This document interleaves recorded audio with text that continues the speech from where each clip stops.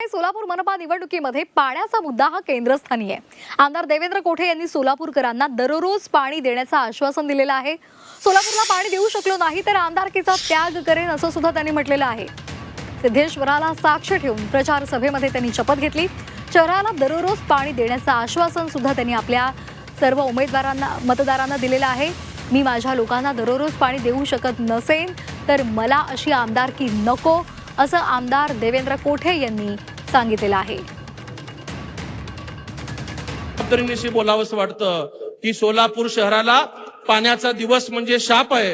हे मी सातत्याने प्रचारात सुद्धा बोललेलो आहे आणि मी प्रामाणिकपणे काम करतोय। पालकमंत्री काम करतायत, मुख्यमंत्री महोदय आमच्या पाठीशी आहेत आणि मला विश्वास आहे की सोलापूरला न्याय देण्याचं काम मुख्यमंत्री महोदय करतील। म्हणून मी अनेक सभांमध्ये जबाबदारीने सांगतोय की 892 कोटी रुपयाची योजना मंजूर करून घेऊन या शहराला रोज पाणी पुरवठा केल्याशिवाय मी माझ्या आमदारकीला मत मागायला तुमच्या दारात येणार नाही, हा शब्द मी पुन्हा आज तुम्हाला सिद्धरामेश्वरांच्या साक्षीने देतोय। जर मी माझ्या लोकांना रोज पाणी देऊ शकत नसेल तर मला अशी आमदारकी नकोय, मी माझ्या असा आमदारकीचा त्याग करेन, हा शब्द सुद्धा परमेश्वराला साक्षी ठेवून आज पुन्हा आपल्याला जबाबदारीने देतोय।